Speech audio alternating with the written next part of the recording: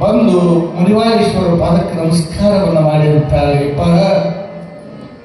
ನನಗೆ ಮಕ್ಕಳಿಲ್ಲ ಅಂತ ಸಂದರ್ಭದೊಳಗಿರುವಾಗ ಮಡಿವಾಳೇಶ್ವರ ಅಂತಾರೆ, ಇವ ನಿನಗೆ ಮಕ್ಕಳಾಗಿಲ್ಲ ತಾಳೆ. ಆ ಹೆಣ್ಮಗಳು ಮಡಿವಾಳೇಶ್ವರರು ದೇಹದ ಸೌಂದರ್ಯವನ್ನು ನೋಡಿ ಮಡಿವಾಳಪ್ಪನವ್ರ ಮೇಲೆ ಮನಸ್ಸು ಮಾಡಿಬಿಡ್ತಾಳೆ. ಮಡಿವಾಳಪ್ಪನವ್ರ ಮೇಲೆ ಮನಸ್ಸು ಮಾಡಿಬಿಡ್ತಾಳೆ. ನನಗೆ ಹಂತಿಂತ ಮಗ ಬೇಕಾಗಿಲ್ಲ, ನಿನ್ನಂತ ಮಗನನ್ನ ಬೇಕು ಅಂದ್ರು, ನಿನ್ನಂತ ಮಗನನ್ನ ಬೇಕು ಅಂದ್ರು. ಏನು ಬ್ರಹ್ಮಚರ್ಯದ ತೇಜಸ್ಸು, ಕಟ್ಟು ನೀಟಾದ ದೇಹದ ಚಂದುಳ್ಳ ಚಲವ, ಶಿವಯೋಗತ್ವದ ಚಲವನ್ನ ಕಂಡು ನಿನ್ನಿಂದ ನನ್ನ ಮಗನ ಸಂತಾನವಾಯ್ತಂದ್ರೆ ನಾನೇ ಭಾಗ್ಯ, ನೀನೇ ನನಗೆ ಮಕ್ಕಳ ಭಾಗ್ಯವನ್ನು ಕೊಡಬೇಕು ಅಂತ ತಿಳ್ಕೊಂಡು ಹೇಳಿದಾಗ ಮಡಿವಾಳಪ್ಪನವರು ನಗುತ್ತಾರೆ, ನಕ್ಕಂತಾರೆ.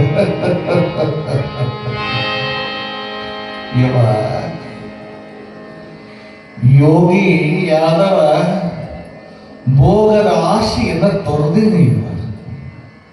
ಗುರುವೆಂಬ ಗಂಡನನ್ನು ಮಾಡಿಕೊಂಡು ನಾನೇ ಇನ್ನೊಬ್ಬರ ಹೆಂಡತಿಯಾಗಿರುವಾಗ ನಿನಗಲ್ಲಿ ನಾನು ಭೋಗದ ಆಶೆಯನ್ನು ತೀರಿಸಲಿಕ್ಕೆ ಸಾಧ್ಯ ತಾಯಿ, ನಾನು ನನ್ನಿಂದ ಸಾಧ್ಯ ಇಲ್ಲ ಇವ ಅಂತ ಹೇಳಿದಾಗ, ಇಲ್ಲ ಮಡಿವಾಳ, ಇಲ್ಲ ಇಲ್ಲ ನಾನು ಹೇಳುವ ಮಾತನ್ನ ಅಲ್ಲಿ ಕೇಳು ಕೇಳು ಅಂತ ತಿಳ್ಕೊಂಡು ಹೇಳಿದಾಗ ಮಡಿವಾಳೇಶ್ವರ ಅಂತಾರೆ,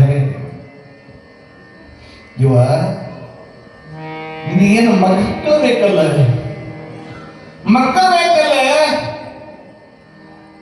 ಮಕ್ಕಳು ಭಗವಂತ ಕೊಡ್ತಾನೇವ, ನೀ ಯಾಕೆ ಚಿಂತೆ ಮಾಡ್ತಿ ಅಂದಾಗ ಹೆಣ್ಮಗ ಅಂತಾಳೆ, ನನಗೆ ದೇವರು ಕೂಡ ಮಗ ಬೇಕಾಗಿಲ್ಲ, ನಿನ್ನಿಂದ ನನಗೆ ಸಂತಾನವನ್ನು ಬೇಕಾಗದೆ ಅಂದ್ರೆ ಹೆಣ್ಮಗಳು ನಿನ್ನಿಂದ ಸಂತಾನ, ನಿನ್ನಿಂದ ಆ ಮಗ ಹುಟ್ಟುತ್ತಪ್ಪ ಅಂತ ಕೇಳಿದ್ರೆ ನಿನ್ನಿಂದ ತೇಜಸ್ಸು ನೀನು ಹೀಗೆ ಸಂಪತ್ತಿನಿಂದ ಬೆಳೆದಂತ ಸುಂದರವಾದ ಮಗ ಹುಟ್ಟುತ್ತಾನೆ, ನಿನ್ನಿಂದ ಬೇಕು ಅಂದಾಗ ಘಡಗದ ಮಡಿವಾಳೇಶ್ವರ ನಕ್ಕಂತಾರೆ, ಇವ ಯೋಗಿಯಾದವನಿಗೆ ಕಾಮವನ್ನು ಸುಟ್ಟು ಹಾಕ್ಯಾನ, ಕಾಮವನ್ನು ಸುಟ್ಟು ಕಾವಿಯನ್ನು ಧರಿಸ್ಯಾನ, ಕಾವಿಯನ್ನು ಧರಿಸಿದ ಜಂಗಮನ ಜೊತೆಗೆ ನೀನು ಯಾವ ಮೋಹದ ಆಸೆಯನ್ನು ಬಯಸ್ತೀಯಲ್ಲವ, ಮೋಹದ ಆಸೆಯನ್ನು ಬಯಸಬೇಡ ಅಂತ ಹೇಳಿದಾಗ ಹೆಣವಗಳಂತಾಳೆ, ಏನ್ ಹೇಳಿದ್ರು ಒಪ್ಪೋದಿಲ್ಲ, ಕೇಳು ಕೇಳು ಮಡಿವಾಳ.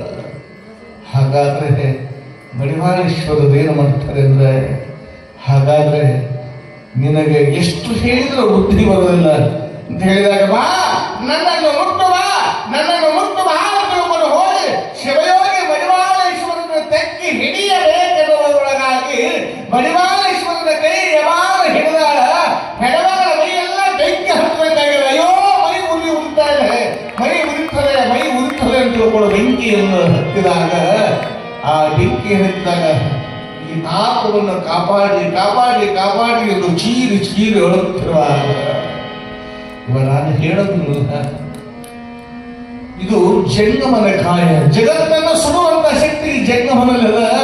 ಈ ಸುಡುವ ಬೆಂಕಿ ಜೊತೆಗೆ ಸರಸ ಆಡ್ತಿ ಅಂದ ಬಳಿಕ ನೀನು ಕಟ್ಟಿ ಸುಟ್ಟುಕೊಂಡು ಹೋಗ್ತಿದ್ದಿ ಅಂದ್ರೆ ಕೇಳಲಿಲ್ಲ, ಮುಟ್ಟಿ ನೀನು ಸುಟ್ಟುಕೊಂಡು ಹೊಂಟಿ ಅಂದಾಗ ಓಡಿ ಬಂದು ಮಡಿವಾಳೇಶ್ವರನ ಪಾದಕ್ಕೆ ನಮಸ್ಕಾರವನ್ನು ಮಾಡ್ತಾಳೆಪ್ಪ, ಕ್ಷಮೆ ಮಾಡು ತಂದೆ, ನನಗೆ ಕಾಮನ ವಾಸಿಯಲ್ಲಿ ಸಿಲುಕಿರುವಂತ ನನಗೆ ಒಳಗಿನ ಕಣ್ಣನ್ನು ತರಿಸಿದೆ, ಜ್ಞಾನದ ಬೆಳಕನ್ನು ನೀಡಿದ ತಂದೆ, ನನ್ನನ್ನು ಕಾಪಾಡು ಎಂದು ತಿಳ್ಕೊಂಡು ಗುರುವಿನ ವಾದವನ್ನು ಗಟ್ಟಿಯಾಗಿ ಹಿಡಿದಾಗ ದಯಾಮಯಿಯಾಗಿರುವಂತಹ ಮಡಿವಾಳೇಶ್ವರರು ಚಿಂತೆಯನ್ನು ಮಾಡಬೇಡಿವ ಅಂತ ಹೇಳಿ ಗುರುವಾದೋದಕವನ್ನು ತಾವು ಸಿಂಪಡಿಸಿ ಮತ್ತೆ ಹಸ್ತವನ್ನು ಇಟ್ಟು, ಮಹಾನ್ಗಳೇ ನಿನಗೆ ಸುಂದರವಾದ ಮಗ ಬೇಕಲ್ಲ, ಮಗ ಭಗವಂತ ಕಲಿಸ್ತಾನೆ ಅಂತ ತಿಳ್ಕೊಂಡು ಉಳಿಯೊಳಗೆ ಆಶೀರ್ವಾದ ಕಲಸಕ್ಕೆ ವಿಭೂತಿ ಆಶೀರ್ವಾದವನ್ನು ಮಾಡಿ ಸುಂದರವಾದ ಒಬ್ಬ ಮಗ ಹುಡ್ತಾನೆ, ಅವನಿಗೆ ಮಡಿವಾಳ ಅಂತ ಹೆಸರಿನ ಅಂತ ತಿಳ್ಕೊಂಡು ಹರಿಸಿ ಆಶೀರ್ವಾದವನ್ನು ಮಾಡಿ ಕಲಿಸ್ತಾರೆ.